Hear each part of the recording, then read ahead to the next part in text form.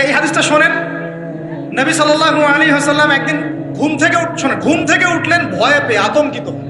নবীজি ভয়ে পেয়ে আতঙ্কিত হয়ে ঘুম থেকে উঠে বলছেন, লা ইলাহা ইল্লাল্লাহ, লা ইলাহা ইল্লাল্লাহ, ওয়াইলুল লিল আরব, ওয়াইলুল লিল আরব মিন শাররি ক্বাদ ইকতারাব। আরব জাতির জন্য ধ্বংস, আরব জাতির জন্য ধ্বংস।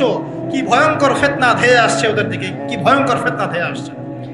এবং তিনি হাতের ইশারা করে দেখালেন এইভাবে যে আজকে, নবীজি বলছেন 1400 বছর আগের কথা, 1445 বছর আগের কথা, 1445 বছর আগে নবীজি বলেছেন, আজকে, ওই সময়, আজকে ইয়াজুজ আর মাজুজের যে দেয়ালের কথা মনে আছে? জুলকারনাইনের সময় দেয়াল, এই দেয়াল এতটুকু পরিমাণ খুলে দেয়া হয়েছে, এতটুকু পরিমাণ খুলে দেয়া হয়েছে 1400 কত বছর আগে। তখন তার স্ত্রী বলছেন, আনুহলিকু ওয়াফিনা সালিহিন, আনুহলিকু ওয়াফিনা সালিহিন ইয়া রাসূলুল্লাহ, হে আল্লাহর রাসূল সাল্লাল্লাহু আলাইহি ওয়াসাল্লাম, আমাদের মধ্যে ভালো মানুষরা থাকা সত্ত্বেও কি আমরা ধ্বংস হয়ে যাব? আপনি যে বলছেন ওয়াইলুল লিল আরব, আরবদের জন্য ধ্বংস। নবীজি বলছেন, নাম, হ্যাঁ, নাম, হ্যাঁ, ধ্বংস হয়ে যাবে।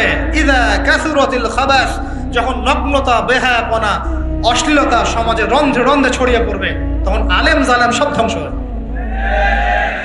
এই হাদিসটা অকাট্য হাদিস বুখারী মুসলিমের, মানে এটা সহিহ, এটা বিষয়ে কোনো সন্দেহ নেই। তাহলে নবীজি 1445 বছর আগে বলছেন যে আরবদের জন্য ধ্বংস ধেয়ে আসছে, এবং দেয়াল এভাবে খুলে দেয়া হয়েছে। কাদের দেয়াল? ইয়াজুজ আর মাজুজ। আর ইয়াজুজ আর মাজুজের সাথে আরবদের ধ্বংসকে সম্পর্কিত করা হলো না? ইয়াজুজ আর মাজুজের সাথে আরবদের ধ্বংসকে সম্পৃক্ত করা হলো এবং বেহায়াপনাকে সম্পৃক্ত করা হলো, তাই না? বুঝতে পারছেন?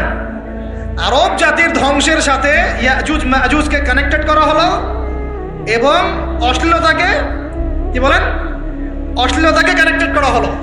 এখন আপনি চিন্তা করে দেখেন, সারা বিশ্বে পর্নোগ্রাফি কারা ছড়িয়ে দিয়েছে? বলেন দেখি, পর্নোগ্রাফি কি বেহায়াপনা না? সমাজের ইযা কাসুরাতিল খাবার, যখন সমাজের রন্ধ্রে রন্ধ্রে বেহায়াপনা ছড়িয়ে পড়ে নাই? মিলান, হাদিসটা মিলান। সমাজের এই মেয়েদের, এই যে ফ্যামিলিস্ট রেভলিউশন কারা ছড়িয়ে দিয়েছে? ফ্যামিলিস্ট রেভলিউশন কারা ছড়িয়ে দিয়েছে? ওরা। সমাজে মেয়ে ছেলে একসাথে চলবে একই পোশাকে, কারা ছড়িয়ে দিয়েছে? সমাজে মেয়েদের বেপর্দায় চলার এই সংস্কৃতি কারা ছড়িয়ে দিয়েছে? মাদক আর সুদের সংস্কৃতি কারা ছড়িয়ে দিয়েছে? জেনা, ব্যভিচার, পর্নোগ্রাফি, এগুলো কারা ছড়িয়ে দিয়েছে? এটাই ওই যে খুলে দেয়া হয়েছে। এটা আমার ব্যাখ্যা, এটা আমার বুঝ। পৃথিবীর এমন কোন রাষ্ট্র বাকি রাখে নাই তারা এগুলো ছড়াতে, এমন কোন রাষ্ট্র বাকি নেই। তাহলে সব জায়গায় ছড়িয়ে পড়বে না ইয়াজুজ মাজুজের ফিতনা? ছড়িয়ে পড়েছে। আল্লাহ পাক আমাদেরকে এই সীমা গোলক ধাঁধা থেকে হেফাজত করুন, আমিন। আমাদের সংস্কৃতি নিয়ে আমরা বুক ফুলায় বাঁচবো ইনশাআল্লাহ, আমাদের সংস্কৃতি নিয়ে আমরা চলবো ইনশাআল্লাহ। আমাদের কোরআন আছে, হাদিস আছে, আমাদের নবী আছেন, আমাদের সাহাবীরা আছেন, আমাদের দিন আছে ইনশাআল্লাহ। আমাদের অন্য কাউকে প্রয়োজন আছে? এই যে প্রযুক্তিগত কথাগুলো বললাম, একটু মাথা খাটান, এগুলো আমরাই তৈরি করতে পারবো ইনশাআল্লাহ। সব ঢেলে সাজানো যাবে ইনশাআল্লাহ তাআলা। আল্লাহ পাক আমাদেরকে বোঝার তৌফিক দান করুন। আল্লাহ পাক আমাদেরকে আপোষের এই ফিতনা থেকে হেফাজত করুন। ভাইয়ে ভাইয়ে মারামারি লাগিয়ে দিয়ে নাকে তেল দিয়ে ঘুমায় ওরা ভাইয়ে ভাইয়ে মারামারি লাগিয়ে দিয়েছে, ভাই ভাই, মুসলিম মুসলিম, ভাই ভাই, ওরা এখন মারামারি কর, আমরা নাকে তেল দিয়ে ঘুমাই। এই হলো অবস্থা। আর আমরা বুঝতেও পারছি না যেটা আমরা ওদের ষড়যন্ত্রের মধ্যে পড়ে গেছি। আল্লাহ আমাদেরকে মাফ করুন। আল্লাহ সুবহানাহু ওয়া তাআলা আমাদেরকে খেলার ছলে সৃষ্টি করেন নাই, তাই করেছেন কি? আল্লাহ সুবহানাহু ওয়া তাআলা এই পুরো মহাবিশ্ব, আসমান জমিন, সাত আকাশ, এই পৃথিবী, জিন ও মানব জাতি, এই সব কিছুই একটা মহৎ বিশাল উদ্দেশ্যকে সামনে রেখে সৃষ্টি করেছেন। আল্লাহ পাক কিন্তু খেলার ছলে এগুলো সৃষ্টি করেন নাই। আপনারা একটু আমার সাথে মনোযোগ দিবেন, তাহলে আলোচনা করে মজা পাওয়া যাবে ইনশাআল্লাহ। খেলার ছলে আল্লাহ পাক কোনো কিছুই সৃষ্টি করেন নাই। উদ্দেশ্যটা কি? উদ্দেশ্য হচ্ছে, আল্লাহ পাক বলছেন সূরা মুলকের মধ্যে, কোন সূরা? সূরা মুলক। আমরা রাতের বেলা তেলাওয়াত করার অভ্যাস করবো ইনশাআল্লাহ। এটা গুরুত্বপূর্ণ আমল এবং সুন্নাহ।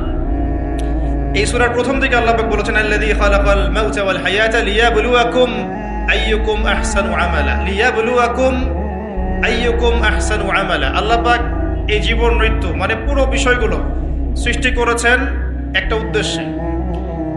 উদ্দেশ্যটা হচ্ছে লিয়াবলুয়াকুম আইয়ুকুম আহসানু আমালা। আল্লাহ পাক দেখতে চান আমাদের মধ্যে আমলে শ্রেষ্ঠ কে। আল্লাহ পাক দেখতে চান আমাদের মধ্যে আমলে আহসান কে। আহসান শব্দটা কি? আহসান। হাসান মানে হলো উত্তম, আহসান মানে সবচেয়ে উত্তম, কবির মানে হলো বড়, আকবার মানে কি বলেন? সবচেয়ে বড়, সগীর মানে ছোট, আসগর মানে সবচেয়ে ছোট। তো এখানে যে শব্দটা ব্যবহার করা হয়েছে এটাকে আমরা আরবি ব্যাকরণের ভাষায় বলি ইসমে তাফজিল, আর ইংরেজিতে বলি সুপারলেটিভ ফর্ম।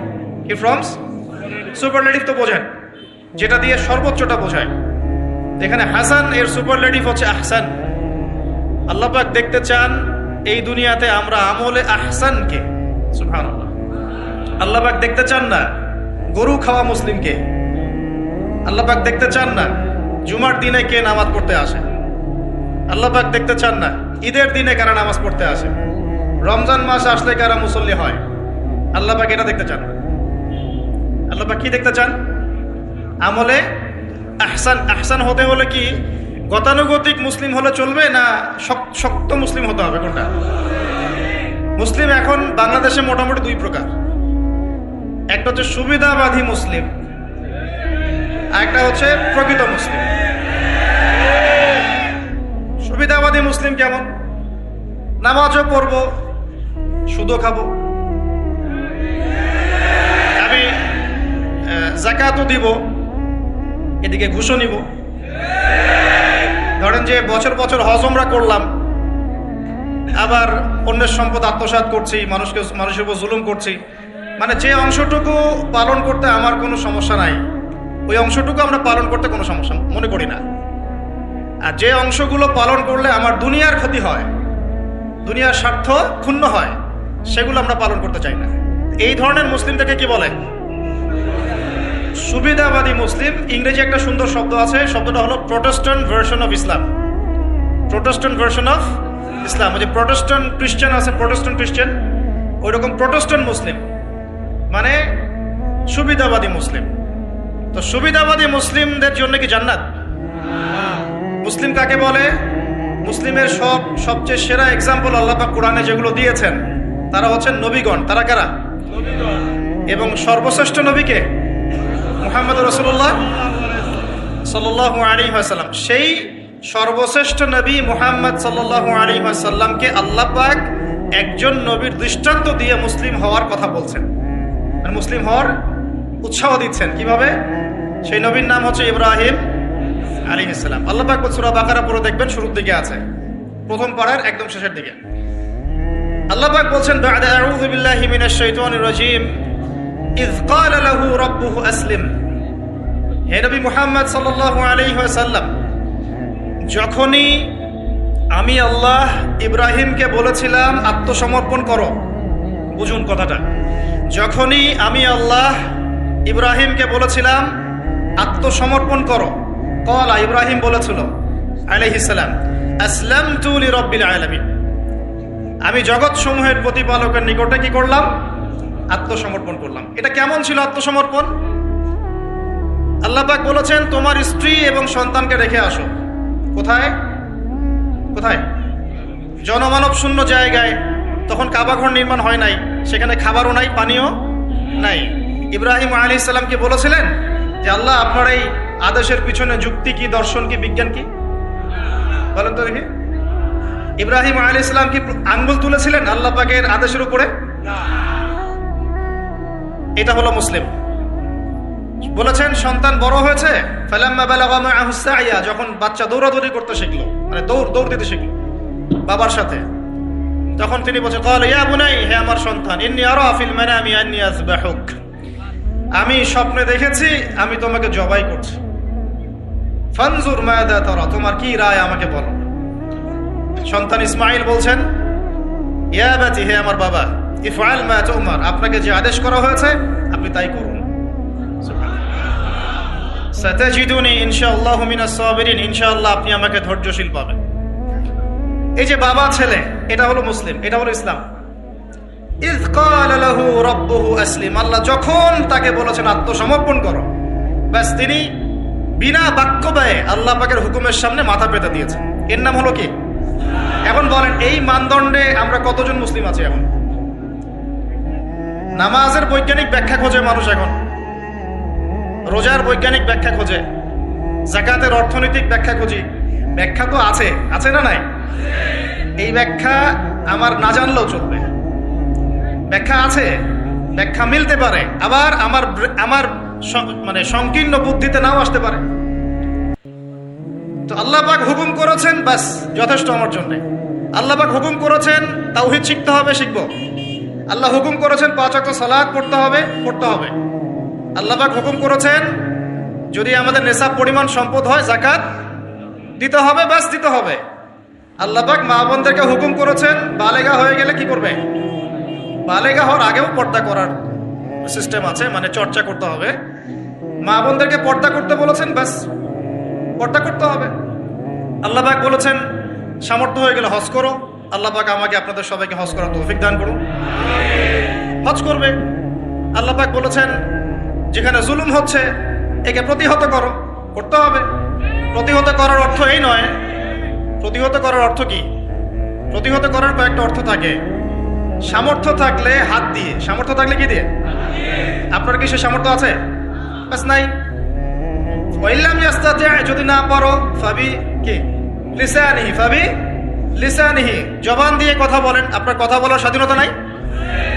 আছে তো? সত্যি আছে? মাশাআল্লাহ। আচ্ছা, তাহলে জবান দিয়ে বলবেন। তাহলে কি বলবেন? জবান দিয়ে বলবেন, যতদূর পারেন বলবেন। আর ওয়াইল্লাম ইয়াস্তাতি, যদি এটাও করতে না পারো তাহলে ফাবি কলবিহি, অন্তর থেকে ঘৃণা করো। ঘৃণা কি আছে?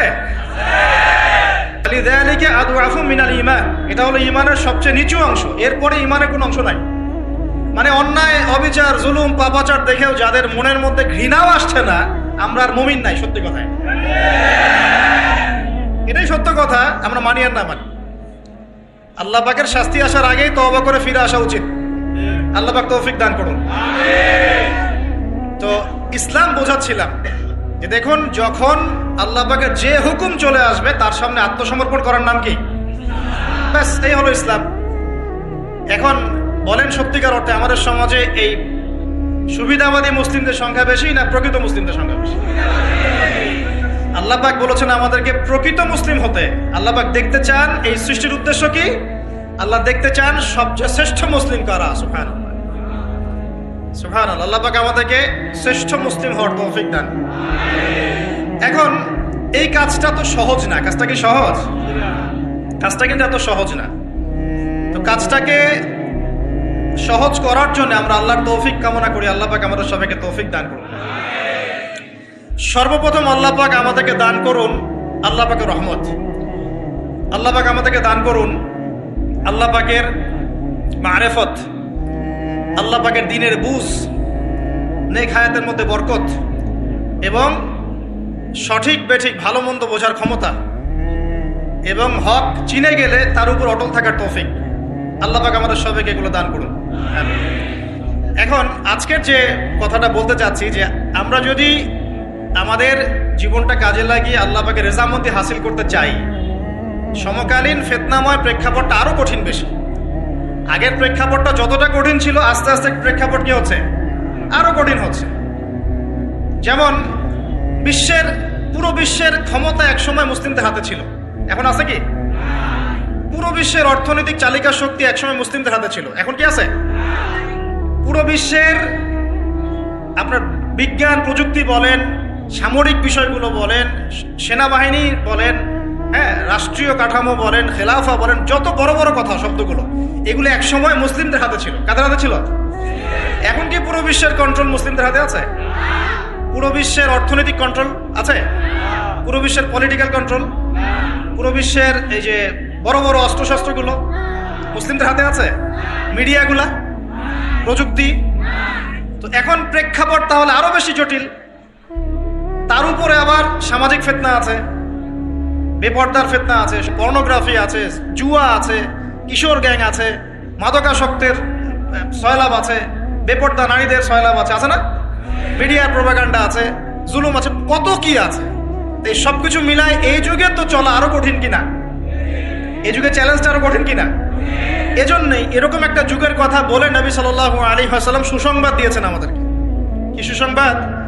নবীজি বলছেন, ইন্না মিন ওয়ারাকুম জামানা সাবরিন, বলেন সাল্লাল্লাহু আলাইহি ওয়াসাল্লাম, তোমাদের সামনে একটা কঠিন সময় আসছে, কঠিন সময়।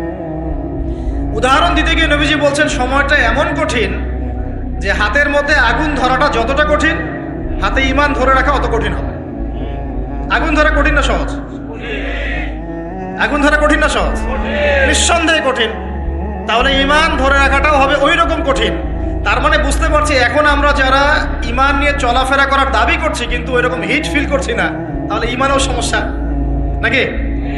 আচ্ছা, নবীজি বলছে সুসংবাদ হচ্ছে ওই জামানাতে যদি তোমরা আমার সুন্নতের উপরে অটল থাকতে পারো, ভালো করে শোনেন দিনী ভাইরা, ওই রকম ফিতনাময় পরিবেশে কঠিন জামানায় যদি তোমরা আমার সুন্নত, আমার আদর্শের উপরে অটল থাকতে পারো, আল্লাহ পাক তোমাদেরকে 50 জন শহীদ সাহাবীর নেকি দিবেন।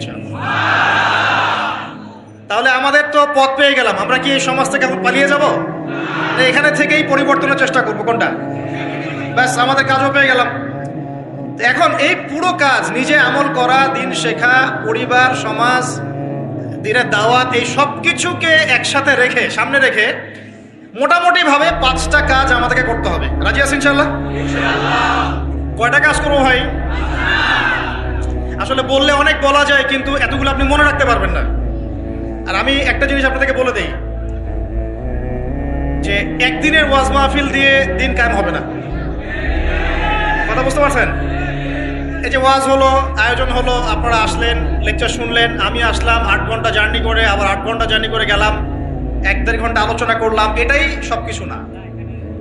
এখানে আপনাদের নিবেদিত প্রাণ কিছু ভাই তৈরি করতে হবে, যারা এখানে দিনের মেহনত করবেন, দাওয়াতের মেহনত করবেন, শিক্ষা প্রতিষ্ঠান করে তুলবেন, একটা কমিউনিটি গড়ে তুলবেন। এক কথা, একটা ইসলামী কমিউনিটি গড়ে তুলবেন। এটা না হওয়া পর্যন্ত একদিনের মাহফিল দিয়ে কিচ্ছু হবে না। তা আপনারা কি একদিনের মাহফিল করতে চান, না দিনের দাওয়াতের কাজ সারা জীবন করতে চান? কোনটা? আল্লাহ কবুল করুন। এই জন্যই বলেছি এবার আরো অনেক কথাই বলেছি, সামনে আরো শুনবেন ইনশাআল্লাহ, যে এই রাতের বেলা এই যে সারা রাত জেগে জেগে ওয়াজ করা, 11টা 12টা 1টা, হ্যাঁ, এই সুন্নতটা চেঞ্জ করতে হবে। এই সুন্নতটা কি করতে হবে? চেঞ্জ করতে হবে। সর্বোচ্চ রাত 10টা যথেষ্ট। কারণ হচ্ছে এখান থেকে যদি বাসায় যাই, রাস্তায় তো আমার 4-5-6 ঘন্টা চলে যাবে, রাতের ঘুম নাই। এভাবে যদি দিনের পর দিন কেউ রাতে না ঘুমায়, শরীর ভালো থাকবে? ওই রকম সতেজ মাথা নিয়ে কি দিনের কাজ করতে পারবো? আর আপনারা রাত জেগে জেগে ওয়াজ শুনলেন, ফজরের নামাজ নাই, লাভ হলো? এজন্যে এবার অনেক মাহফিল আমি নিজেও ক্যান্সেল করে দিয়েছি। ভাই মাহফিল আমি এভাবে করতে পারবো না, আল্লাহর রাস্তায় মাপ চাই। যদি বাদ জোহর বা বাদ আসর বলেন, খেতে পারবেন, তাহলে বাসায় গিয়ে রাত্রেবেলা ঈশার নামাজ পড়ে ঘুমানো যাবে, ফজরের পর থেকে পড়াশোনা করা যাবে। মানে সুন্নতের খেলাফ কোনো কাজ করে কিন্তু দিন কায়েম হবে না ইনশাআল্লাহ। আমি আশা করি অন্যান্য ওলামায়ে কেরামরাও এগুলো নিয়ে কথা বলবেন, এবং আমাদের এই যে চলমান একটা রাত জাগার একটা মানে খারাপ অভ্যাস, এটাকে দূর করতে হবে। এই জন্য 11টা ঠিক আছে, 11টা টাইম পারফেক্ট। তা আমরা ওই 5টা বিষয় শিখবো ইনশাআল্লাহ। তার আগে বলছিলাম একদিনের ওয়াজ দিয়ে কিচ্ছু হবে না, আপনাদের মধ্যে কিছু নিবেদিত প্রাণ মানুষ তৈরি করতে হবে। প্রত্যেকটা জায়গায় একটা করে দারুল ইলম মানে জ্ঞানের মার্কাজ দরকার। কিসের দরকার? এখানে মসজিদ, মাদ্রাসা, ঈদগাহ সব মিলে একটা ক্যাম্পাস থাকতে হবে। এখান থেকে দিনই ইলম শেখানো হবে, ছেলে মেয়েদেরকে দিন শিক্ষা দেওয়া হবে, মা বোনদের জন্য দিন শেখার ব্যবস্থা থাকবে, জেনারেল শিক্ষিত ভাইদের জন্য কোর্স থাকবে, দাওয়াতের মেহনত থাকবে। এভাবে যখন একটা কমিউনিটি গড়ে উঠবে, তখন বাংলাদেশের মধ্যে আরো আমূল পরিবর্তন আসবে। আল্লাহ পাক আমাদের সবাইকে এই কথাগুলো বোঝার তৌফিক দান। তো কথা বললে ভাই অনেক কথা বলা যায়, মোটা দাগে 5টা আমাদের কর্তব্য এখন আল্লাহ পাক আমাদের সবাইকে করার তৌফিক দান করুন। এক নাম্বার হচ্ছে দুনিয়ায় সফল হতে, পরকালে আল্লাহ রেজামন্দি হাসিল করতে এবং দ্বীন ইসলামকে আল্লাহর জমিনে বিজয়ী করতে সর্বপ্রথম আমাদের ঐক্যবদ্ধভাবে যে কাজটা করতে হবে সেটা হলো আল্লাহর দ্বীনের জ্ঞান শেখা, আল্লাহর দ্বীনের ইলম অর্জন করা। একদম মুখস্থ করে নেন আজকের লেকচার। কি অর্জন করা? ইলম অর্জন করা, দ্বীনি ইলম অর্জন করা। আপনি দুনিয়াবি ইলমে ডক্টর, ইঞ্জিনিয়ার, পাইলট, ব্যারিস্টার, জজ যাই হন, দ্বীনি ইলম অর্জন করতে হবে। আপনি যেই হন না কেন, যে কেউ হন না কেন, দ্বীনি ইলম আপনাকে অর্জন করতে হবে। কতটুকু অর্জন করতে হবে? কতটুকু? যতটুকু অর্জন করলে আমি শিরিক চিনতে পারি, তাওহীদ চিনতে পারি, আমি সুন্নত চিনতে পারি, বেদাত চিনতে পারি, আমি হালাল চিনতে পারি, হারাম চিনতে পারি, আমি হক চিনতে পারি, বাতিল চিনতে পারি, আমি ঈমান ভঙ্গের কারণ জানতে পারি, আমি ওযু, গোসল, নামাজ, ইকামত, কালিমা, আমাদের এই যে বুনিয়াদী শিক্ষা, দ্বীন ইসলামের বুনিয়াদী শিক্ষা আমাকে অর্জন করতেই হবে। রাজি আছেন ইনশাআল্লাহ? বাংলাদেশের বহু মানুষ নামাজ ঠিক মতো পড়তে জানে না, বহু মানুষ ওযু করতে জানে না, বহু মানুষ ইস্তেনজাও করতে জানে না, আর বহু মানুষ কোরআন তেলাওয়াতও করতে জানে না। কোরআন তেলাওয়াত বিশুদ্ধ করে না শিখলে আপনি আজান দিতে পারবেন না, ইকামত দিতে পারবেন না। আপনি নামাজে দাঁড়িয়ে আল্লাহু আকবার বলে সানা পড়তে, সূরা ফাতিহা পড়তে, আরেকটা সূরা মেলাতে, রুকুর তাসবিহ, সিজদার তাসবিহ, তাশাহুদ, দুরুদ, মাসুরা এগুলো শুদ্ধ করে পড়তে পারবেন না। আর শুদ্ধ করে যদি না পড়েন অর্থ বিকৃত হয়ে যাবে প্রচুর। মানে আমরা তো নামাজকে কি যে বানিয়ে ফেলেছি, আল্লাহ মাফ করুন, সুবহানাল্লাহ। মানে নতুন নতুন কত শব্দ বের করে ফেলেছি নামাজের মধ্যে আর কি। একটু অর্থের পার্থক্যের কারণে ঈমান কুফরের মতো অবস্থা চলে আসতে পারে। বিশুদ্ধ করে তাজবিদ সহকারে কোরআন তেলাওয়াত করা শিখতে হবে প্রথমে আপনাকে। মাদ্রাসায় যেতে হলে যাবেন, মক্তবে যেতে হলে যাবেন, প্রয়োজনে টিচারকে বাসায় নিয়ে এসে যদি পড়তে পারেন পড়েন, যেভাবে হোক আপনাকে কোরআন তেলাওয়াত শিখতেই হবে। আল্লাহ পাক তৌফিক দান। আমরা নামাজের মধ্যেই বলছি আলহামদুলিল্লাহ, আলহামদুলিল্লাহি রাব্বিল আলামিন। কি এটা? এটা কি পড়লেন মন্ত্র? আলহামদুলিল্লাহি রাব্বিল আলামিন এটা কি? আলহামদুলিল্লাহ। এই যে আলহামদু শব্দটা সঠিক করে উচ্চারণ করতে পারছেন অনেক। আলহামদু মানে সমস্ত প্রশংসা আল্লাহর জন্য। আলহামদুলিল্লাহ সমস্ত প্রশংসা। আলহামদুলিল্লাহ কি? আলহামদুলিল্লাহ মানে সমস্ত নিন্দা আল্লাহর জন্য। নাউজুবিল্লাহ। আমার কথা কি বিশ্বাস করছেন না? ওলামায়ে কেরামকে জিজ্ঞাসা করেন। কুল হু আল্লাহু আহাদ এটা কি? কুল হু আল্লাহু আহাদ মানে কি? তো কুল মানে খাও, কুল মানে কি? কুল হু আল্লাহু আহাদ, বলুন তিনি আল্লাহ এক। শব্দের অর্থ আছে তো? বলছে কুলহু সূরা, সূরাটার নাম কি কুলহু? কুলহু বলে কোনো শব্দ আছে? কুল একটা শব্দ, হুয়া আলাদা শব্দ। কুল হুয়া আল্লাহু আহাদ, কুল হুয়াল্লাহু আহাদ। এই তো আমরা কত ভুল করি পদে পদে।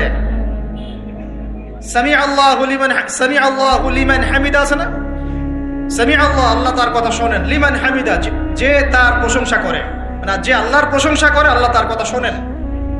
এন্ড আমরা শব্দ বানিয়েছি সামিআল্লাহ হুলিমান হামিদা। তো হুলিমান হামিদা কি শব্দ? হুলিমান হামিদা বলে কোনো শব্দ আছে? সামিআল্লাহু লিমান হামিদা, সামিআল্লাহু লিমান হামিদা। তো এই যে পদে, আমি বলতে গেলে নামাজ নিয়ে রাত পার হয়ে যাবে। পদে পদে পদে পদে আল্লাহু আকবার শব্দটা আল্লাহু আকবার, আল্লাহু আকবার বানিয়ে দেয়। আকবার, আকবার মানে কি? অনেকের আজান শুনে মনে হয় যে গিয়ে একটা পিটন লাগাই দিয়ে, ইকামত শুনলে মনে হয় যে একটা পিটন লাগাই দেয়। কাতকা মাদিস সালাহ, কাতকা মাদিস সালাহ, এটা আবার কি? এগুলো কি? মানে এই যে এগুলো কেন হচ্ছে জানেন? একটাই কারণে, কারণ বিশুদ্ধ করে আমরা কুরআনুল কারীম তেলাওয়াত করা শিখছি না। তো দিন কায়েম করবে, দাওয়াতের কাজ, মেহনত, জিহাদ, ইকামত দিন, কত বড় বড় কথা। আর বেসিক এই কোরআন তেলাওয়াত করা শেখার নাম নাই। আমরা ইয়াংদের মধ্যে একটা সমস্যা দেখছি এখন, ফ্যান্টাসি। ফ্যান্টাসি ফ্যান্টাসি মানে আগে হয়তো মানে বিপথে ছিল, হেদায়েত পেয়েছে, ইসলামের দিকে এসেছে। এখন অনেক বড় বড় স্বপ্ন, মাশাআল্লাহ, স্বপ্ন দেখা ভালো, বড় বড় স্বপ্ন, বড় বড় ইচ্ছা। অনলাইনে বসে গরম করে ফেলছে একদম, ফেসবুক গরম, ইউটিউব গরম, হ্যাঁ, ব্লগ দিয়ে ভর্তি গরম। কিন্তু বেসিক যে কোরআন তেলাওয়াতটা করা শিখবে সেটা ঠিক নাই। 3 মাস কোরআনটা তেলাওয়াত করা শিখবে একজন আলেমের কাছে নাই। একটা কোর্স লঞ্চ করে দেন 6 মাস ক্লাস করবে না, প্রথম 1 মাস ক্লাস করে পরের নাই 5 মাস নাই। এইভাবে ভাই দিনের হয়তো সামান্য কিছু খেদমত হতে পারে, সামগ্রিক পরিসরে ইসলাম বিজয়ী হবে না। এক কথায় আমরা যদি এই যুগের আবু বকর, ওমর, ওসমান, আলী রাদিয়াল্লাহু আনহুম আজমাইন হতে না পারি, তাহলে এই যুগের সেই ইসলামী খেলাফা বাস্তবায়িত হবে না। এটা হলো মূল কথা। এই পথের প্রথম কাজটাই হচ্ছে দ্বীনি ইলম অর্জন করা। আর ইলম অর্জন করাটা আপনার জন্য কি?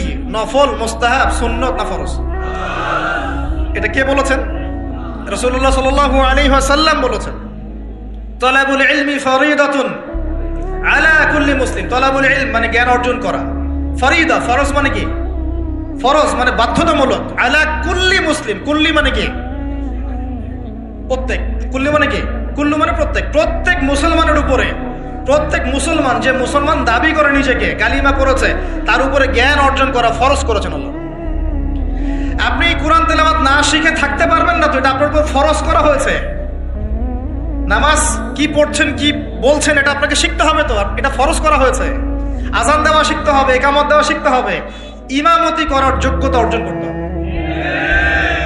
এই মালয়েশিয়ার একটা ভালো জিনিস দেখলাম যে ওখানে প্রাইমারি লেভেল থেকে, মানে স্কুল লেভেল থেকেই এই মাদ্রাসা এবং মানে জেনারেল এটা আলাদা করে কোনো প্যাটার্ন করা নাই, এটা একসাথেই প্যাটার্নটা করে দেয়।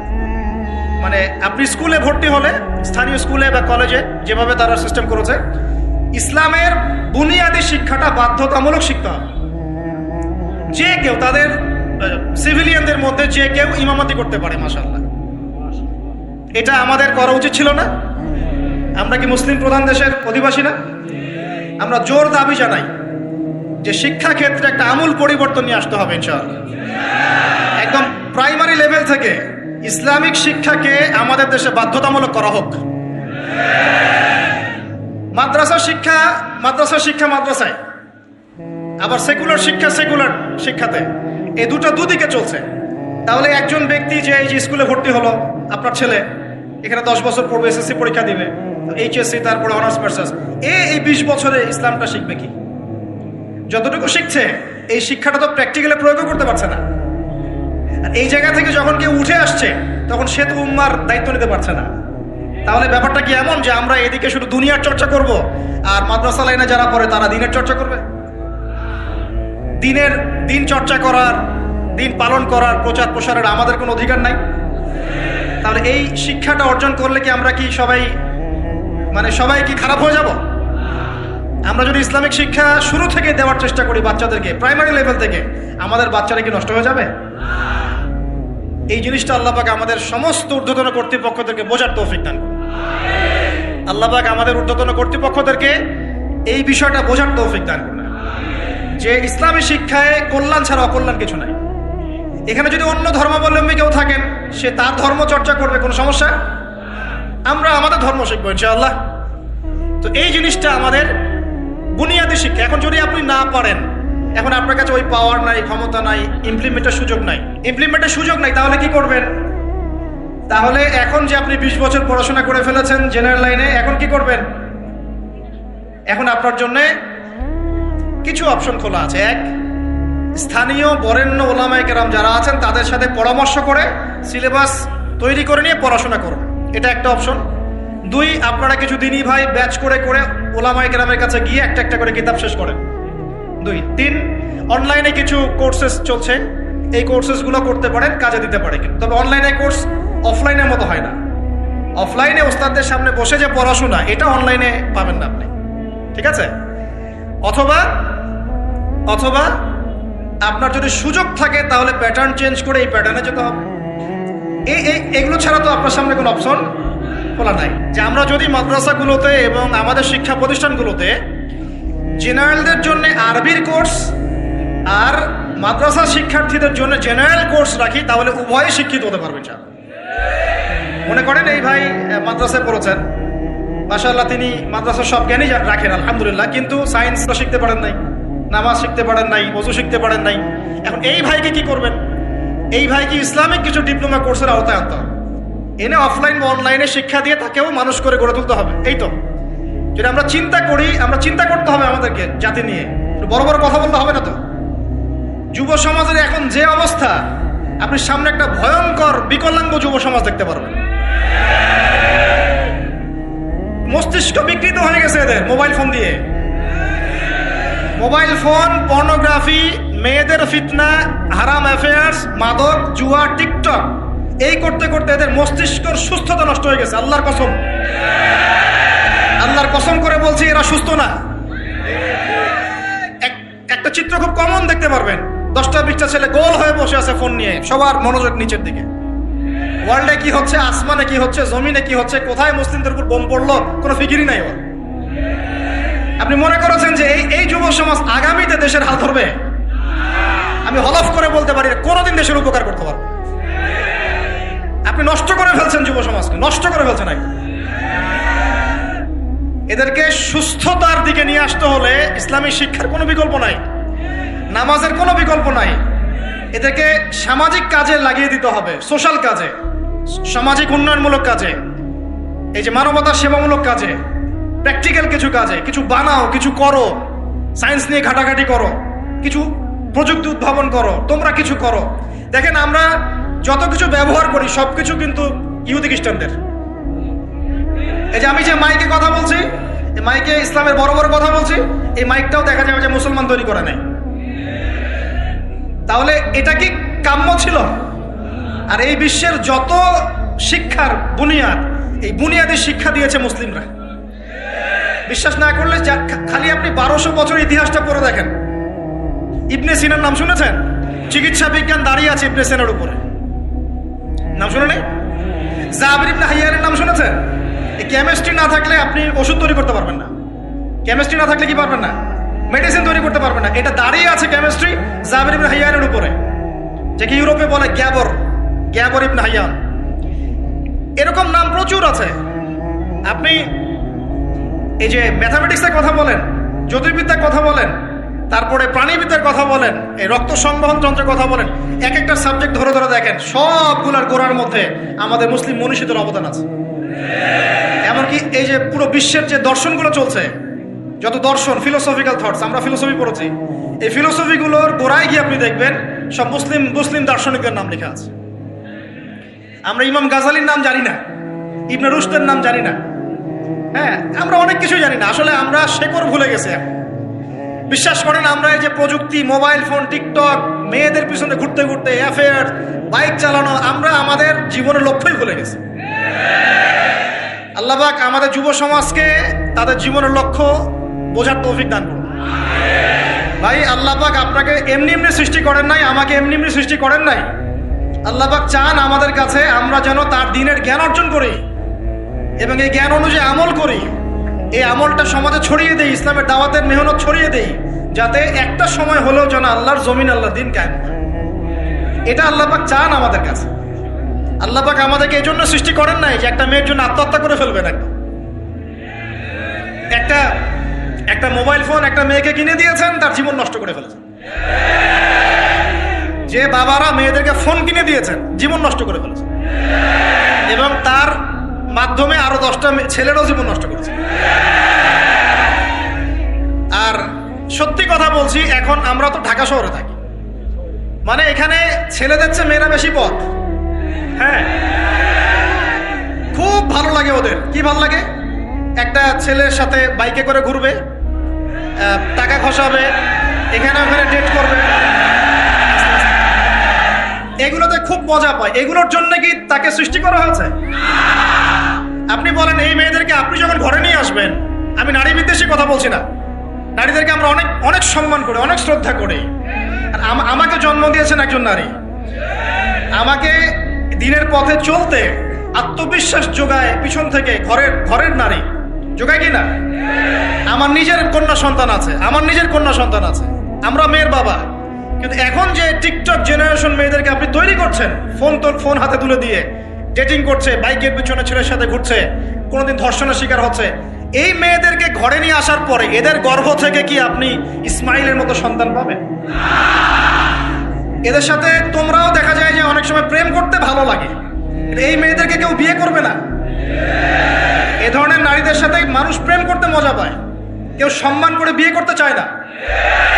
করলেও দেখবেন 2-1 বছরের মধ্যেই নাই শেষ সম্পর্ক, গায়েব। তো অনেক দূর চলে আসলাম, এত দূর আসতে চাইনি, কথাগুলো কথার পিঠে চলে আসলো যে সমস্যা হচ্ছে গোড়ায় আমরা আমাদের যুবক যুবতী, আমাদের ছেলে মেয়েদেরকে দিনই বুনিয়াদি ইসলামী শিক্ষা দিচ্ছি না। এটা শিক্ষা দেওয়ার দায়িত্ব প্রত্যেক পিতার, প্রত্যেক মাতার। সে মাদ্রাসায় পড়ুক আর জেনারেল লাইনেই পড়ুক, আপনাকে শিক্ষা নিশ্চিত করতে হবে।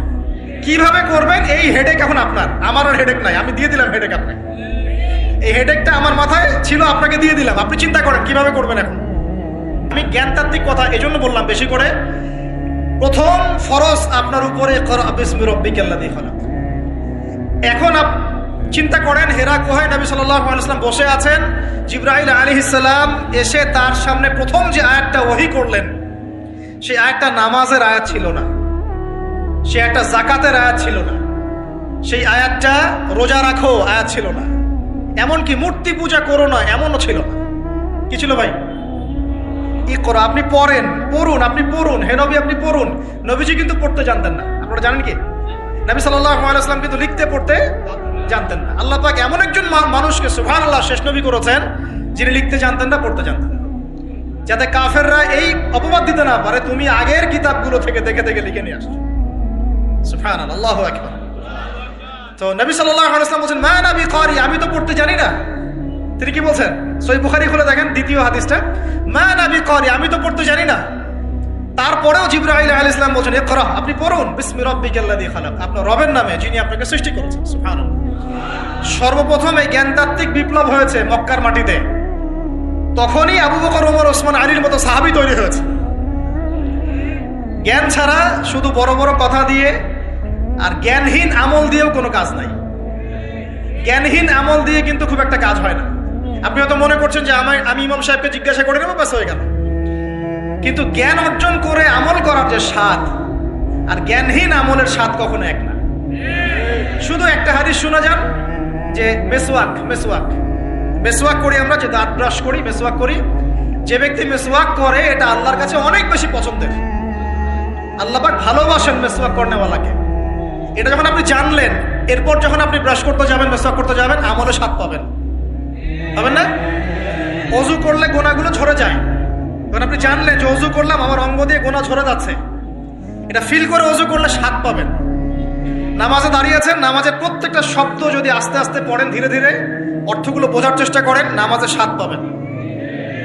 শুধু হাতটা তুলে শেষ রাতে আল্লাহকে বললেন যে আল্লাহুম্মা আতিনা ফিদ দুনিয়া হাসানা ওয়া ফিল আখিরাতি হাসানা ওয়া কিনা আযাবান নার। আল্লাহ আমাদেরকে দুনিয়াতে আপনি কল্যাণ দেন এবং পরকালেও কল্যাণ দেন। আল্লাহ আমাদেরকে জাহান্নামের আগুন থেকে বাঁচান। এই যে ফিলিংস, এটা আপনি না বুঝে পড়লে পাবেন না।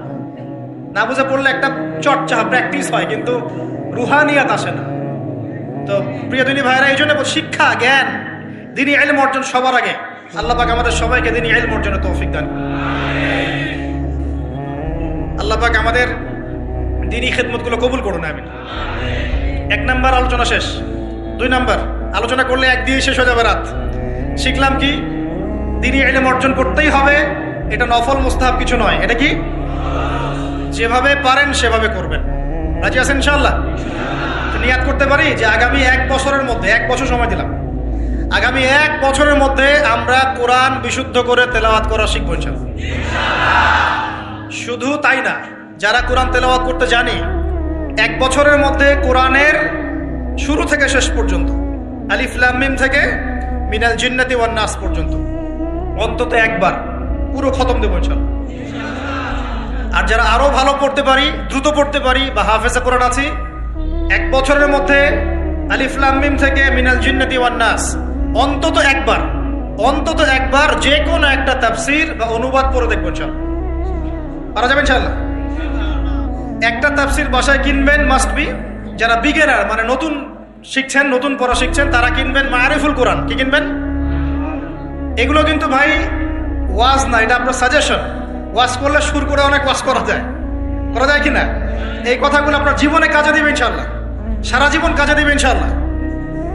যারা বিগিনার, মানে আপনি শুরু করেছেন প্রথম, বড় বড় বই আগে ধরতে যাবেন না, আগে মানে নিচু লেভেলের বইগুলো, নিচু লেভেল বলতে সহজ বইগুলো আগে পড়বেন।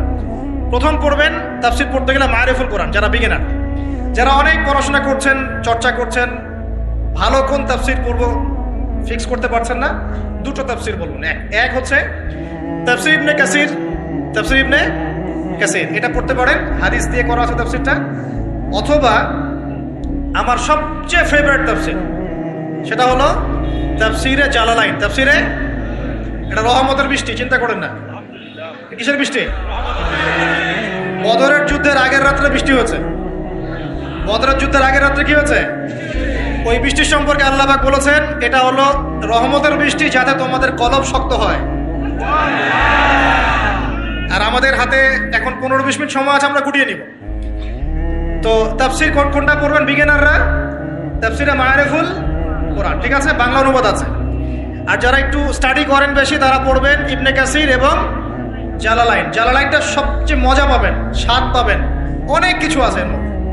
জালালাইনের মধ্যে এত এত রস আছে, এত নূর আছে, মারিফত আছে, যেটা আমি অন্য অন্য তাফসিরে পাই না।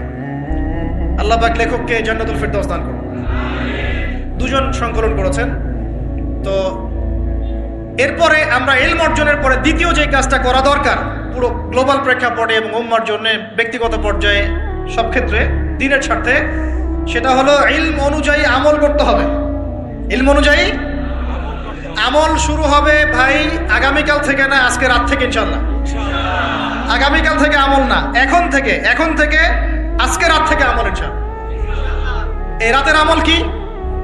ঘুমানোর সময় ঘুমানোর সুন্নত, সূরা মুলক তেলাওয়াত করবেন, আয়াতুল কুরসি পড়বেন, সূরা ফাতিহা, ফালাক, নাস, ইখলাস, পারলে সূরা ওয়াকিয়া ইত্যাদি পড়ে নিজেকে দম করে নেবেন, ব্যাস, তারপরে ঘুমিয়ে যাবেন। ঘুমানোর সময় আল্লাহুম্মা বিইসমিকা আমুতু ওয়া আহইয়া, এই সময় দোয়া কবুল হবে। বৃষ্টির সময় কি হয়? আচ্ছা, আমরা মাঝখানে দোয়া করে নেই, বৃষ্টি যদি শেষ হয়ে যায় আবার আমরা দোয়া করি আল্লাহ পাক আমাদের সবাইকে দ্বীনি ইলম অর্জনের তৌফিক দান করুন। আমাদের সবাইকে আল্লাহ পাক দ্বীনি ইলম অনুযায়ী বেশি বেশি আমল করার তৌফিক দান করুন। আল্লাহ পাক বক্তা শ্রোতা সবাইকে, খাস করে আমাদের যুব সমাজকে আল্লাহ পাক লম্বা নেক হায়াত দারাজ করুন। আল্লাহ পাক আমাদের সবাইকে আদর্শ পরিবার করে দিন। আমাদের সন্তানদেরকে আল্লাহ পাক মানুষ করার তৌফিক দান করুন।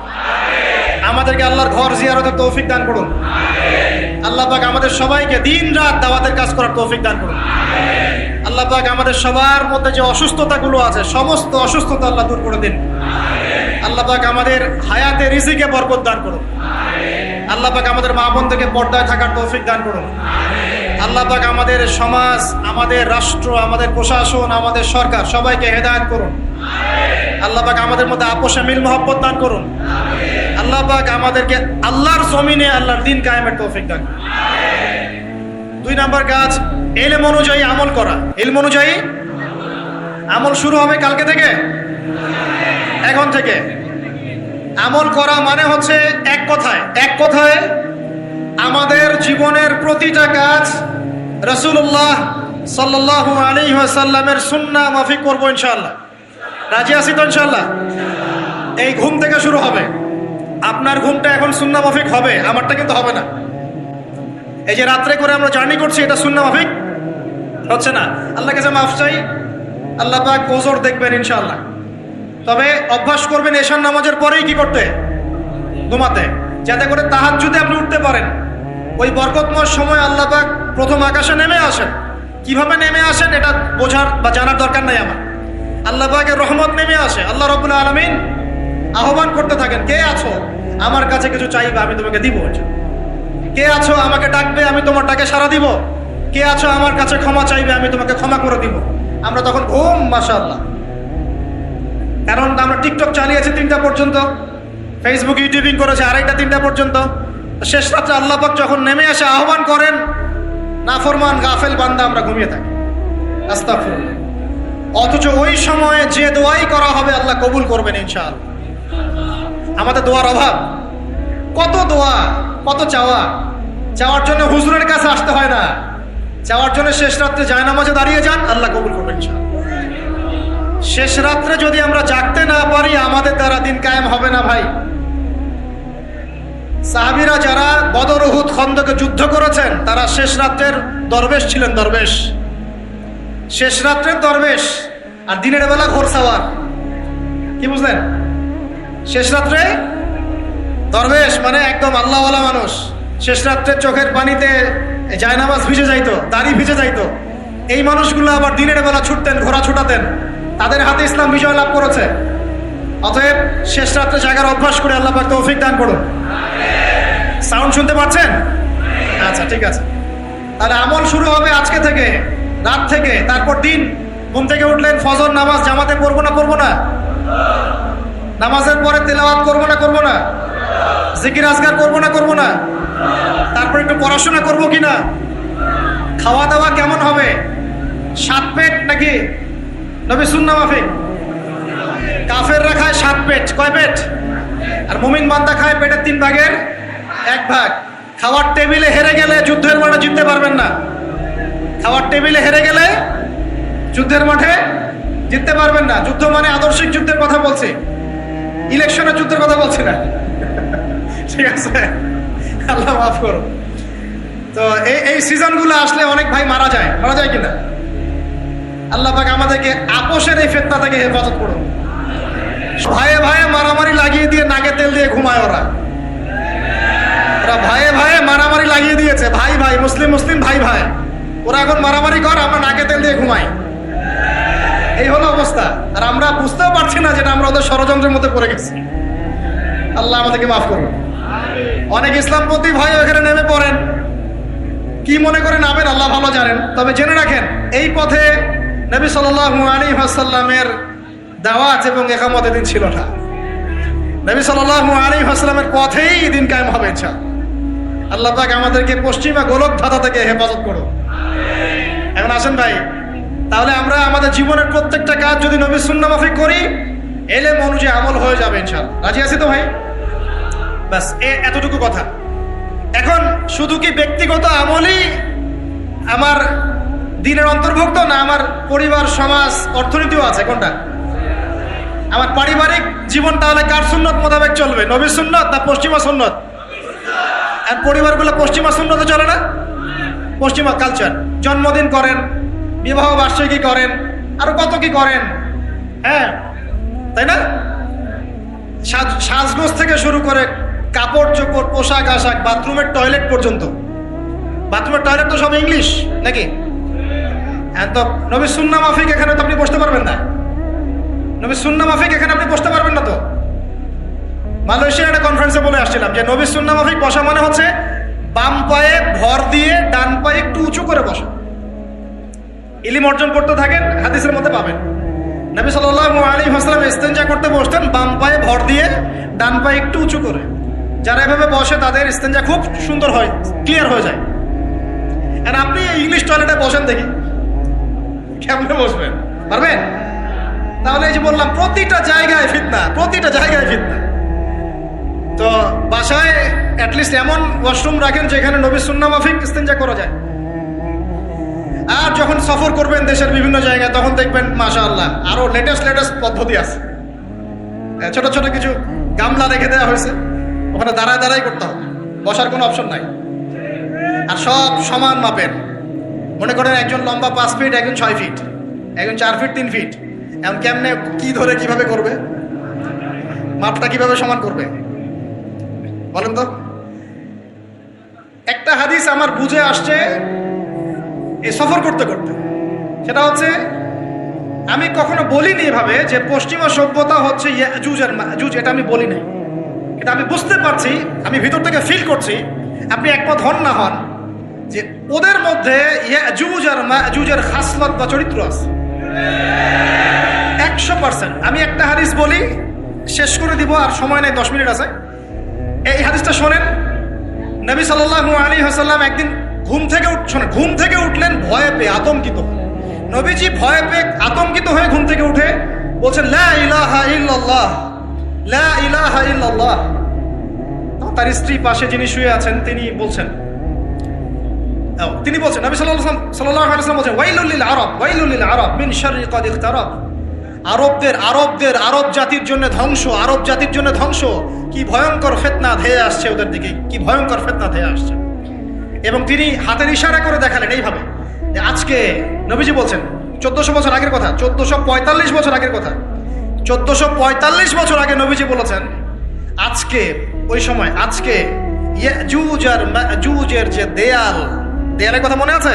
জুলকারনাইনের সময় দেয়াল, এই দেয়াল এতটুকু পরিমাণ খুলে দেয়া হয়েছে, এতটুকু পরিমাণ খুলে দেয়া হয়েছে 1400 কত বছর আগে। তখন তার স্ত্রী বলছেন আনুহলিক ওয়াফিনা সালিহিন, আনুহলিক ওয়াফিনা সালিহিন ইয়া রাসূলুল্লাহ, হে আল্লাহ রাসূল সাল্লাল্লাহু আলাইহি ওয়াসাল্লাম, আমাদের মধ্যে ভালো মানুষরা থাকা সত্ত্বেও কি আমরা ধ্বংস হয়ে যাব? আপনি যে বলছেন ওয়াইলুল লিল আরব, আরবদের জন্য ধ্বংস। নবীজি বলছেন নাম, হ্যাঁ নাম, হ্যাঁ ধ্বংস হয়ে যাবে। ইযা কাসুরাতিল খাবাস, যখন নগ্নতা, বেহায়াপনা, অশ্লীলতা সমাজে রন্ধ্রে রন্ধ্রে ছড়িয়ে পড়বে, তখন আলেম জালেম সব ধ্বংস হবে। এই হাদিসটা অকাট্য হাদিস বুখারী মুসলিমের, মানে এটা সহি, এটা বিষয়ে কোনো সন্দেহ নেই। তাহলে নবীজি 1445 বছর আগে বলছেন যে আরবদের জন্য ধ্বংস, ধ্বংস ধেয়ে আসছে, এবং দেয়াল এভাবে খুলে দেয়া হয়েছে। কাদের দেয়াল? ইয়াজুজ আর মাজুজ। আর ইয়াজুজ আর মাজুজের সাথে আরবদের ধ্বংসকে সম্পর্কিত করা হলো না? ইয়াজুজ আর মাজুজের সাথে আরবদের ধ্বংসকে সম্পৃক্ত করা হলো এবং বেহায়াপনাকে সম্পৃক্ত করা হলো, তাই না? বুঝতে পারছেন? আরব জাতির ধ্বংসের সাথে ইয়াজুজ মাজুজকে কানেক্টেড করা হলো এবং অশ্লীলতাকে, কি বলেন, অশ্লীলতাকে কানেক্টেড করা হলো। এখন আপনি চিন্তা করে দেখেন, সারা বিশ্বে পর্নোগ্রাফি কারা ছড়িয়ে দিয়েছে? বলেন দেখি, পর্নোগ্রাফি কি বেহায়াপনা না? সমাজের ইযা কাসুরাতিল খাবার, যখন সমাজের রন্ধ্রে রন্ধ্রে বেহায়াপনা ছড়িয়ে পড়বে, ছড়িয়ে পড়ে নাই? মিলান, হাদিসটা মিলান। সমাজের এই মেয়েদের এই যে ফ্যামিলিস্ট রেভলিউশন কারা ছড়িয়ে দিয়েছে? ফ্যামিলিস্ট রেভলিউশন কারা ছড়িয়ে দিয়েছে? ওরা। সমাজে মেয়ে ছেলে একসাথে চলবে একই পোশাকে, কারা ছড়িয়ে দিয়েছে? সমাজে মেয়েদের বেপর্দায় চলার এই সংস্কৃতি কারা ছড়িয়ে দিয়েছে? মাদক আর সুদের সংস্কৃতি কারা ছড়িয়ে দিয়েছে? জেনা, ব্যভিচার, পর্নোগ্রাফি, এগুলো কারা ছড়িয়ে দিয়েছে? এটাই ওই যে খুলে দেয়া হয়েছে। এটা আমার ব্যাখ্যা, এটা আমার বুঝ। পৃথিবীর এমন কোন রাষ্ট্র বাকি রাখে নাই তারা এগুলো ছড়াতে, এমন কোন রাষ্ট্র বাকি নেই। তাহলে সব জায়গায় ছড়িয়ে পড়বে না ইয়াজুজ মাজুজের ফিতনা? এই ছড়িয়ে পড়েছে। আল্লাহ পাক আমাদেরকে এই সীমা গোলক ধাঁধা থেকে হেফাজত করুন, আমিন। আমাদের সংস্কৃতি নিয়ে আমরা বুক ফুলায় বাঁচবো ইনশাআল্লাহ, আমাদের সংস্কৃতি নিয়ে আমরা চলবো ইনশাআল্লাহ। আমাদের কোরআন আছে, হাদিস আছে, আমাদের নবী আছেন, আমাদের সাহাবীরা আছেন, আমাদের দিন আছে ইনশাআল্লাহ। আমাদের অন্য কাউকে প্রয়োজন আছে? এই যে প্রযুক্তিগত কথাগুলো বললাম, একটু মাথা খাটান, এগুলো আমরাই তৈরি করতে পারবো ইনশাআল্লাহ। সব ঢেলে সাজানো যাবে ইনশাআল্লাহ তাআলা। আল্লাহ পাক আমাদেরকে বোঝার তৌফিক দান করুন। তাহলে 1 নাম্বার কি বলেছিলাম ভাই? ইলম অর্জন। 2 নাম্বার ইলম অনুযায়ী আমল।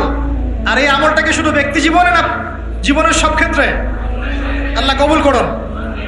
3 নাম্বার নিজের পরিবারের যত্ন নিন। নিজের ইলম অর্জন করেছেন, আমল করছেন, এখন অনেক বড় বড় কথা অনেকে বলবে, আগে পরিবার ঠিক করেন। আগে কি করবেন? ব্যাস, পরিবার বলতে আপনার স্ত্রী সন্তান। কারণ বাবা মাকে দাওয়াত দেওয়া যাবে, বাবা মাকে গালমন্দ করা যাবে না, বকাঝকা করা যাবে না। বাবা নামাজ পড়েন, আপনি কি মাই দিতে পারবেন? মা নামাজ পড়েন, আপনি কি মাই দিতে পারবেন? পারবেন না। তবে এই যুগে কিছু হতভাগা আছে, এরা বাপ মাকেও গায়ে হাত তোলে না। এই যুগে এমন কিছু হতভাগা ছেলে মেয়ে জন্ম হয়েছে, আল্লাহ মাফ করো, এরা পিতা মাতার সাথেও কি জঘন্য আচরণ করে। পিতা মাতা দোয়া নিবেন, যাদের সাথে পিতা মাতার দোয়া থাকে জীবনে সফল হবে ইনশাআল্লাহ। যার সাথে পিতা মাতার দোয়া নাই, অবস্থা খারাপ। আল্লাহ মাফ করুক আমাদেরকে। এখন পরিবার বলতে আপনার স্ত্রী সন্তান প্রথম প্রায়োরিটি পাবে, আর পিতা মাতাকে আপনি দাওয়াত দিবেন, নসিহত করে বোঝানোর চেষ্টা করবেন। আপনার সন্তান যদি 10 বছর বয়সে নামাজ না পড়ে, তখন তাকে আপনি পিটাতে পারবেন, কিন্তু আপনি বাবাকে পারবেন। আর পরিবারের কিছু বিষয় এটা আপনি পাবেন প্যারেন্টিং বইয়ের মধ্যে। আর আল্লামা তকি উসমানী দামাত বারাকাতুহু শাইখের একটা কিতাব আছে, ইসলাম ও পারিবারিক জীবন। ইসলাম ও পারিবারিক জীবন, এই বইটা পড়লে আপনি অনেক কিছু জানতে পারবেন। আমি ডিটেলস বলে দেওয়ার সময় পাচ্ছি না আজকে। এক কথায় পরিবারের মধ্যে তাওহীদ থাকবে, শিরক থাকবে না, ঠিক আছে? পরিবারের মধ্যে সুন্নতের চর্চা থাকবে, কোনো বেদাত থাকবে না। পরিবারে হালাল রিজিক থাকবে, কোনো হারাম ঢুকবে না। পরিবারের বিয়ে করব যখন, দিনদারিতা দেখে মেয়ে চুজ করব, সৌন্দর্য শ্বশুরের টাকা পয়সা দেখে নয়। হ্যাঁ, সৌন্দর্য থাকতে পারে, সৌন্দর্য থাকলে নূরুন আলা নূর, আরো ভালো। কিন্তু যদি মেয়েটা এই যে আমাদের এখনকার সুন্দরী বলতে আপনারা যাদেরকে বোঝেন, নাম নিচ্ছি না, তাদের মতো সুন্দরী নাও হয়, মন খারাপ করার কিছু নাই। এগুলো সব আর্টিফিশিয়াল সুন্দর। কি সুন্দর? আসল সৌন্দর্য হচ্ছে কলবে। আসল সৌন্দর্য কোথায়? কলবে। আর তাদের কাছে যা আছে আপনার স্ত্রীর কাছে তাই আছে। এমন এক্সট্রাঅর্ডিনারি কিছু নাই ওদের কাছে। যা আপনার স্ত্রীর কাছে আছে তা তাদের কাছে সেম জিনিস, সেম। এখানে এত বেশি লোভনীয় হওয়ার কিছু নাই। পর্নোগ্রাফি দেখতে দেখতে মানুষের মাথাটা এমন নষ্ট হয়ে গেছে, নিজের স্ত্রীকে এখন আর ভাল লাগে না, মানুষের বউকে ভাল লাগে, তাই না? এটার একমাত্র কারণ পর্নোগ্রাফি দেখা। যারা পর্নোগ্রাফিতে আসক্ত, আল্লাহ পাকের কাছে তওবা করবেন, বের হয়ে আসবেন, নাহলে আপনি জীবনে কখনো সুখী হতে পারবেন না। আপনি মন থেকে কখনো কনফিডেন্ট থাকতে পারবেন না, সুখী হতে পারবেন না। আল্লাহর সামনে দাঁড়ায় চোখের পানি ফেলতে পারবেন না, চোখটা নষ্ট হয়ে গেছে। তো আল্লাহ পাক আমাদের যুবক ভাইদেরকে পর্ন থেকে হেফাজত করুন, নিজের দৃষ্টি নত রাখবেন। ইনশাআল্লাহ আল্লাহ পাক আপনাকে খাদিজা রাদিয়াল্লাহু আনহার মতো স্ত্রী দিবেন ইনশাআল্লাহ তাআলা। আল্লাহর প্রতি ভরসা রাখেন, আল্লাহ পাকের কাছে যা চাবেন ইনশাআল্লাহ পাবেন। আল্লাহর প্রতি যে ধারণা রাখবেন আল্লাহ তেমনই হবেন ইনশাআল্লাহ। কেউ যদি ধারণা রাখে আল্লাহ আমার সাথে নাই, আল্লাহ আমাকে দিবে না, আল্লাহ তার সাথে থাকবে না। কেউ ধারণা রাখে আল্লাহ আমার সাথে আছে, আল্লাহ আমার সাথে আছে, আল্লাহ আমাকে বুঝেন, আল্লাহ আমাকে দিবেন, আল্লাহ অবশ্যই দিবেন ইনশাআল্লাহ। ওয়া ইয়াতাওয়াক্কাল আলাল্লাহি ফাহুয়া হাসবুহ। যে ব্যক্তি আল্লাহর প্রতি তাওয়াক্কুল করে আল্লাহ তার জন্য একদম যথেষ্ট হয়ে যাবে। হাসবুনাল্লাহ ওয়া নি'মাল ওয়াকিল। বলেন হাসবুনাল্লাহ ওয়া নি'মাল ওয়াকিল। স্ত্রী চুজ করবেন কি দেখে? শ্বশুরের টাকা, যৌতুক নেবেন, দিনদারিতা। আর দিনদারিতা কি বাইরের বোরখা দেখেই ফিক্স করা যাবে? বোরখাওয়ালা মেয়েরা তো এখন গ্রামে গঞ্জে, হাট বাজারে, সব জায়গায় ক্যাফে, কফি শপে বসে বসে ট্রেডিং করছে না? বোরখাওয়ালা মেয়েদের কত ড্যান্স দেখা যায় ইউটিউবে, অনলাইনে। ভাই এগুলো আমি দেখি না, কিন্তু চোখে পড়ে যায় মাঝে মাঝে। 3 নম্বর কি বলেছি ভাই? বলেন আদর্শ পরিবার গঠন করা। কোন বইয়ের নাম বললাম? কার বই পড়বেন? আল্লামা তাকি উসমানী দামাত বারাকাতু। বইটার নাম কি? ইসলাম ও পারিবারিক জীবন। ইসলাম ও পারিবারিক জীবন। কিনতে পারবেন তো ইনশাআল্লাহ? বন্ধুদের সাথে চা খেতে বসলে 1000 টাকা বিল হয়, এখন 500 টাকা বিল হয় না? একটা বই কিনতে 200 টাকা লাগে না। কিনতে পারবো কিনা? যারা বই কিনে বইয়ের প্রতি মহব্বত রাখবে আল্লাহ ওদেরকে এলেম দান করবেন ইনশাআল্লাহ। আমি একদিন বলেছি না, বই নিয়ে একটা লেকচার দিয়েছি না? বই কিনতাম টাকা বাঁচিয়ে। বিশ্বাস করেন এখন বই হাদিয়াই পড়ে শেষ করতে পারি না আমরা। হাদিয়ার পর হাদিয়া বই পড়ে আছে বাসা, শেষই করতে পারছি না। বইয়ের প্রতি মহব্বত রাখেন, আল্লাহ পাক আপনাকে অনেক জ্ঞান দিবে ইনশাআল্লাহ। 4 নাম্বার, খুব শর্ট করে শেষ করছি। 4 হচ্ছে আমাদের রিজিকটা হালাল করতে হবে। রাজি আছি ইনশাআল্লাহ? রিজিক হালাল মানে কি? রিজিকের মধ্যে কোনো সুদ থাকবে না। রিজিকে কোনো সুদ যে খায় সে মায়ের সাথে জেনা করে। সুদ যে খায় সে আল্লাহ এবং তার রাসূলের সাথে যুদ্ধ করে। আমি এমন একজন ব্যক্তির কথা শুনেছি যে সুদ খেত, আল্লাহ মাফ করুক তাকে, আল্লাহ মাফ করুক। আমাকে বলেছেন একজন, আমি শুনেছি এটা, যে ইন্তেকালের পরে দুনিয়াতেই পেটটা ফুলে গিয়েছে। নাউজুবিল্লাহ, আল্লাহ হেফাজত করুন। মেরাজের রাতে নবী দেখে এসেছেন সুদখোরের পেটের মধ্যে সাপ কিলবিল করছে, রক্তের নদীতে ফেলে মাথা ফাটিয়ে দেওয়া হচ্ছে। আল্লাহ এবং তার রাসূলের সাথে যুদ্ধ করে কেউ সফল হতে পারবে? আল্লাহর ওয়াস্তে সুদের চাকরিটা ছেড়ে দেই ভাই, আল্লাহর ওয়াস্তে ছেড়ে দেই, সুদের চাকরি ছেড়ে দেই। আল্লাহর হাতে আমার রিজিক, আল্লাহই খাওয়াবেন ইনশাআল্লাহ। সারা দুনিয়ার লক্ষ কোটি মাখলুককে আল্লাহ যদি খাওয়াতে পারেন, আমাকেও সুদ ছাড়া খাওয়াতে পারেন ইনশাআল্লাহ। খালি ধৈর্য ধরেন, রিজিক আসবেই ইনশাআল্লাহ। আর যেখানে ঘুষ সেখানে নাই, যেখানে ঘুষ সেখানে আমি নাই। এখানে ভাই যদি কোনো সরকারি কর্মকর্তা থাকেন বা কেউ যদি ঘুষের সাথে সম্পৃক্ত থাকেন, সরকারি বেসরকারি যেই হন, আজকে রাত্রে বাসায় গিয়ে খাস তওবা করে নেন। আল্লাহ আমি জীবনে যত অর্থনৈতিক অন্যায় করেছি আমাকে মাফ করুন, আল্লাহ পাক মাফ করে দিবেন ইনশাআল্লাহ। এবং আগামী জীবনে ঘুষমুক্ত জীবন যাপন করার চেষ্টা করি, আল্লাহ তৌফিক দান করুন। অমুসলিমরা এখন এইসব সংস্কৃতি মেনে চলে, মুসলিমরা কেন মানবে না? মানা উচিত কিনা? আল্লাহ তৌফিক দান করুন। আর ব্যবসার মধ্যে কিন্তু অনেক রিজিক আছে। 10 ভাগের 9 ভাগই কোথায়? ব্যবসায়। শুধু চাকরির পিছনেই ছুটবেন না। আর চাকরি যদি করেন অনেস্টির সাথে করবেন, উদ্যোক্তা হন, অর্থনৈতিকভাবে নিজেকে স্বাবলম্বী করার চেষ্টা করেন, তারপরে বিয়ে শাদী করতে যান। আল্লাহ পাক তৌফিক দান করুন। না হলে ছেলে মানুষের সম্মান কমে যায়, ছেলে মানুষকে হাত পাততে হলেই সম্মান কমে যায়। তো প্রিয় ভাইরা, 4 নম্বর নসিহত খুব সংক্ষিপ্ত করে, আমাদের রিজিক হতে হবে কি ভাই? হালাল। আমি এমন আলেমকে চিনি, এমন আলেমের সোহবতে গিয়েছিলাম যে বাহিরের হোটেলের মুরগির গোশত, গরুর গোশত খায় না। অবাক হলেন তাই না? হজ করতে গিয়েছে, সেখানেও খায় না, ফল খেয়ে থাকে, কারো রুটি খেয়ে থাকে, দুধ খেয়ে থাকে। কারণ এই মুরগি যে জবাই করার সময় বিসমিল্লাহ বলা হয়েছে কোনো গ্যারান্টি নাই। এই গরু জবাই করার সময় বিসমিল্লাহি আল্লাহু আকবার বলা হচ্ছে কোনো গ্যারান্টি নাই। এখানে যদি ব্যবসায়ী ভাইরা থাকেন, আমি নসিহত করব, অনুরোধ করব, সব সময় জবাই করার সময় আল্লাহর নাম নিয়ে জবাই করবেন। আপনাদের হোটেলের এই পণ্য সবাই খাচ্ছে, একজনের জন্য সবাইকে হারামখোর বানাবেন না। আল্লাহর ওয়াস্তে মানুষকে হারামখোর বানাবেন না। বিসমিল্লাহি আল্লাহু আকবার বলে জবাই করবেন। আল্লাহ পাক তৌফিক দান করুন। সন্দেহ আছে না একটা? আচ্ছা। অতএব হালাল খাওয়ার চেষ্টা করে আল্লাহ পাক তৌফিক দান করুন। এমন অবস্থা, মানুষ দাওয়াত দিলে আমরা এখন বলি, আমরা বলি যে আল্লাহর কসম দিয়ে বলছি, আপনি নিশ্চিত করেন এর মধ্যে কোনো হারাম টাকা নাই, তাহলে খাবো ভাই, না হলে খাবো। নিশ্চিত করতে পারলে খাবো, না হলে খাবো না। এভাবে রিজিকটাকে শক্ত করে হালাল করার চেষ্টা করি। আল্লাহ আমাদের সবাইকে তৌফিক দান করুন, আমিন। একটা দোয়া পড়লে হালাল রিজিক পাওয়া যায়।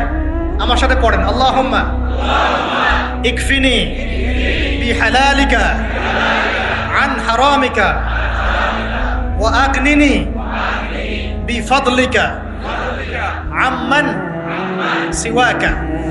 এই দোয়াটা পড়লে ইনশাআল্লাহ হালাল রিজিকের প্রাচুর্য আসে। আল্লাহ তৌফিক দান করুন। আর 5 নম্বর হচ্ছে ভাই, ইলম অর্জন, আমল, পরিবার গঠন এবং হালাল খাওয়ার সাথে আমাদের সবাইকে, প্রত্যেক মুসলিম ভাইকে, শুধু আলেম, দায়ী, মুআল্লিম, ইমাম সাহেব তাদের জন্য নয়, প্রত্যেক মুসলিম ভাইকেই কমপক্ষে পার্ট টাইম দাওয়াতি কাজ করতে হবে। রাজি আছি? কমপক্ষে পার্ট টাইম, ফুল টাইম না হোক, কমপক্ষে পার্ট টাইম দাওয়াতি কাজ করতে হবে। ডক্টর জাকির নায়েক স্যার এই কথা বলেন। তিনি বলেন যে প্রত্যেক মুসলমানকে, কনভারসেশনের মধ্যে এক ফাঁকে বলছিলেন যে প্রত্যেক মুসলমানকে কমপক্ষে পার্ট টাইম, দিনে 1 ঘন্টা, দিনে আধা ঘন্টা, দিনে 2 ঘন্টা দাওয়াতি কাজ করতে। এভাবে যদি সবাই মিলে উম্মার দায়িত্ব কাঁধে নেই, দিন এগিয়ে যাবে ইনশাল্লাহ, প্রচার বাড়বে, প্রসার বাড়বে, কায়েমও হবে ইনশাল্লাহ। হবে কিনা ইনশাল্লাহ? বাংলার ঘরে ঘরে তকি উসমানী তৈরি করতে হবে, হাফিজাহুল্লাহ, পারবেন তো? বাংলার ঘরে ঘরে বড় বড় আলেম তৈরি করতে হবে, বাংলার ঘরে ঘরে আলেম তৈরি করতে হবে, ঘরে ঘরে আলেম। আল্লাহ পাক তৌফিক দান করুন। এখন দাওয়াতি কাজ করার আগে নিজের ইলম অর্জন করতে হবে, দাওয়াতি কাজ করার যোগ্যতা অর্জন করতে হবে, নিজের আধ্যাত্মিকত্ব আনতে হবে, তাসকিয়া আনতে হবে। এবং একটা কথা বলতে ভুলে গেছি, হকপন্থী আলেম ওলামার সাথে সম্পর্ক রেখে সোহবতে থাকবেন। একা একা থাকবেন না, একা একা চলবেন না, আলেম ওলামার সাথে পরামর্শ করে চলবেন। দাওয়াতি কাজ করলে কি পাবেন ভাই? একটা হাদিস দিয়ে শেষ করে দেই। দাওয়াতি কাজ করলে যা পাবেন, নবী সাল্লাল্লাহু আলাইহি ওয়াসাল্লাম বলেছেন, কোন ব্যক্তির দাওয়াতে যত মানুষ এই কল্যাণের পথে আসবে, সমস্ত কল্যাণের একটা অংশ নেকি ওই ব্যক্তি পাবেন। মানে আপনি দাওয়াতি কাজ করছেন, আপনার দাওয়াতি কাজের বদৌলতে যত মানুষ দিনের দিকে আসছে, দিনের বুঝের দিকে আসছে, নামাজ পড়ছে, কোরআন তেলাওয়াত করছে, ইত্যাদি ভালো কাজ করছে, সমস্ত নেক আমলের একটা অংশ আপনার আমল নামায় অটোমেটিক যোগ হবে। খুশি হন নাই? এর চেয়ে বড় কোনো ব্যবসা নাই। আর যদি কেউ মানুষকে ভুল পথে ডাকে, এই যে ভুল দাওয়াতি কাজ করে, মানুষকে বিভ্রান্তির দিকে ডাকে, তাহলে সমস্ত মানুষের গুনার একটা অংশ ওই ব্যক্তির আমল নামে চলে যাবে। নাউযুবিল্লাহ। আর আমরা যদি দাওয়াতি কাজ ছেড়ে দেই, আল্লাহ রাসূল বলেছেন, আল্লাহ পাকের পক্ষ থেকে গজব আসবে, সুম্মা তাদউনাহু, এরপর তোমরা আল্লাহকে ডাকবে, লা ইউস্তাজাবু দুআকুম, তোমাদের দোয়া আল্লাহ কবুল করবেন। বলেন নাউযুবিল্লাহ।